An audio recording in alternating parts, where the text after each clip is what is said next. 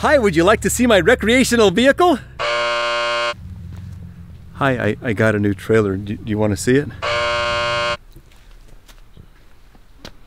A rig. In RV life, there's a whole nother language that you need to learn.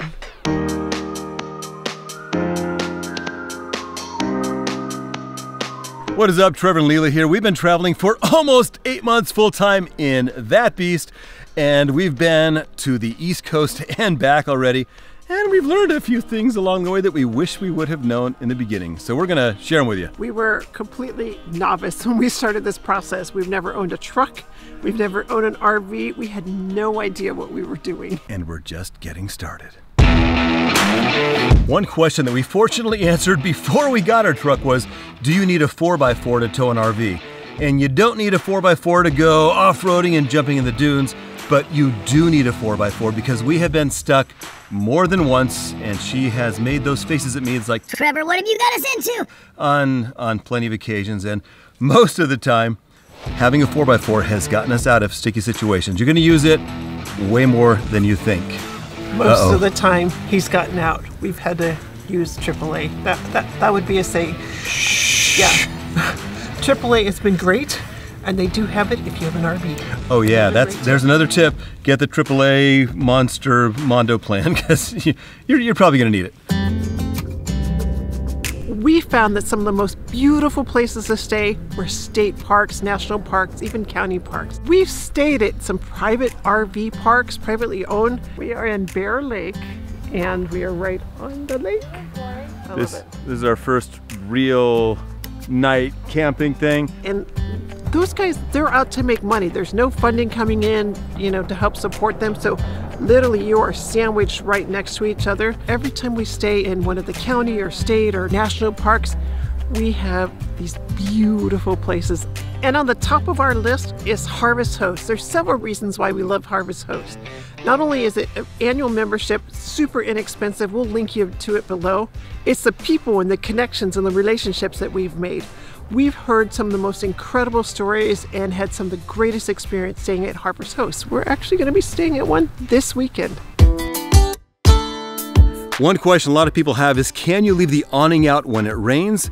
And we did it before knowing the proper answer. The answer is yes, but you need to adjust it so that one side tips down. If you look here, you'll see that the right side is lower because I unscrewed that thing there and I lowered it. That way when the rain comes, it just easily goes off to one side. If you don't do that, we've done it before where we have both of them all the way straight with the awning straight up, and it just fills with water and they go, and it's like it's gonna break, and it puts a lot of stress on them. So just tip one side down and you can use the awning in the rain. However, if there is wind, put that thing up. We had a rear awning blow off because of a wind gust. I've got a full video about Instagram. Oh, shice! No! So when there's wind. Was that a we had a rear awning, or was that a Trevor?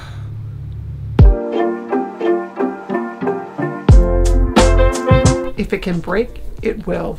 That's one of the things about living in an RV full time. We've had to learn how to take care of a lot of things. Handles, plumbing, electrical. You should read the instructions before you set it, because we don't want it to explode. What a novel idea, read the instructions. Stop talking to me. We've had to do a lot of repairs, and because we live in this full time, I've become the freaking pro at the drill that I didn't even know how to use until a few days ago. It's not really like a thing where you can say, hey, let's take it into the RV shop, because you take it in the RV shop and they'll say, we'll have it back to you in 3 weeks. What are you gonna do? Where are you gonna live if you're full-time in your RV? You can get water in your RV 3 ways. You have the fresh water, the city water, and the black water flush. We didn't know what any of those were. If you're brand new, black water is how you flush the bad stuff out of the tank with the really yucky things in it. The fresh water is the one you use to fill up your water tanks if you're not going to be connected, and city water is connecting to the water at your hookups so you can have a continuous flow of water if you're at an RV park or somewhere that actually has a hose hook up. Along the same lines, we didn't know what gray and black water tanks were. That's where you store the wastewater. Gray water is the not as dirty water from like sinks and shower, and black water comes from the toilet, the the yuckier stuff. Oh, and here's a big tip. If you're able to hook up the black and gray water at the same time with a Y connection to the sewer, you don't want to do that. Yes, it's okay to leave the gray water tank open and going into the sewer, but the black water tank, you don't want to do that because solids will pile up and it can clog your black water tank, making it, unusable and need somebody to come in and clean things out, and that's not a pretty thing. So you want the black water tank to fill up at least part of the way before you drain it. Never leave the black water tank open. You never know what kind of water is going to come out of a spigot, so anytime you're putting water either into the fresh inlet or the city water inlet to get water into your RV, you always want to use one of these, a water filter, to make sure that it's kind of clean. Now, this isn't going to clean out everything, but it's going to help a little bit. I think we were about 3 months in before we realized that this was a feature. When you need to really use the bathroom, you pre-fill the toilet. You just press the lever down, not all the way, just enough to fill a little more water in the tank. RVs use a lot of power, and if you can, it's worth it to get solar panels. We got 5 solar panels, and we swapped out our lead acid batteries for lithium ion batteries. So unless we're running the air conditioning or the electric fireplace or microwave, we can go for days and days and days on just solar power. On the roof of an RV, you have a lot of things that can potentially leak. You need to jump up here about once a month and check all the seals and make sure there is nothing that looks like it may leak. We've sealed a lot of stuff up here, so we're pretty tight as a drum. We've talked about making a checklist, and I promise you we are going to do that, because when you pull forward after you disconnect the RV, you want to ensure that the tailgate is down, Trevor, Cudgel, and also this is disconnected. This is our second one that's broken. Hey now.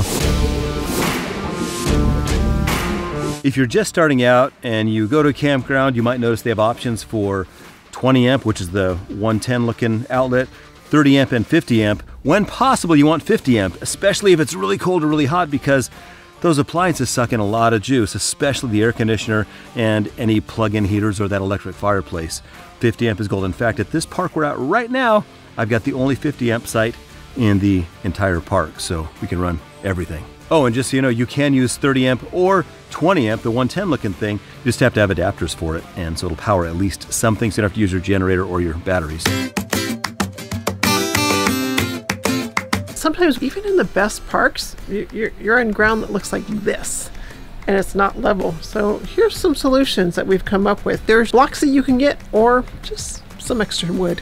Because when the wheels are floating in the air, it's not good. Actually, inside your RV will bounce a lot more too. Gives it a lot more stability. You might have heard the term pull-through site. When I first started out, I didn't know what a pull-through site was either. This is a back-in site. You have to back in. Look at how there is no way to go through on that side. And that means it's a pain, because backing up 16,000 pounds of house with a truck that you are just barely getting used to is really kind of hard, and 8 months later I'm still not very good at it. So if you have an option for a pull-through site, you definitely want to take it. It makes it so much easier. That means you can simply drive in and pull through the site, and when you're done, you pull out the other side, just like the site we're in right now. Planning is a whole nother element of RVing full-time. During the first part of our adventures, Trevor was doing it, and then I finally took it over. And what we realized is we had to have some kind of plan of where we were going next. The most we ever had planned in advance was 10 days ever through our entire journey so far. But if you don't plan in advance, then you're stuck like sleeping in a Walmart parking lot or some other random roadside parking lot. And we had no idea how much lubricant we would use on so many things. The doors, the hydraulic jacks, the seals. Our door would literally, you'd have to slam the thing closed. We finally discovered if every week or so we just put a little bit of this lubricant on, it closed nice and quiet. Completely understanding exactly what powers what was a little confusing for me, because you have shore power, generator power, battery power, and even propane. You got stuff that'll run directly off 12 volt and stuff that wants to run through the inverter to power things. So you want to make sure you have a good grasp of that, probably before you take off the first time, so you're totally prepared. Or I should say, make sure you know it before you are in 3 degrees and snow outside. It would be a really good idea. So basically we have broken window, no heat, and no water. Is there something else that we're missing that we haven't thought about that is coming down the road for us? Go ahead and let us know in the comments below. We hope that in some way we've helped inspire you to untether your life a little bit and try something new. To see how we started this whole crazy journey, go ahead and hit that playlist right up there. Make sure you subscribe so you catch our future adventures. We have been able to get into some really great... It's too long. Just go for it. Just go. It's worth it. Why are you looking like that? So many words. It's all Thank good. goodness I can edit it.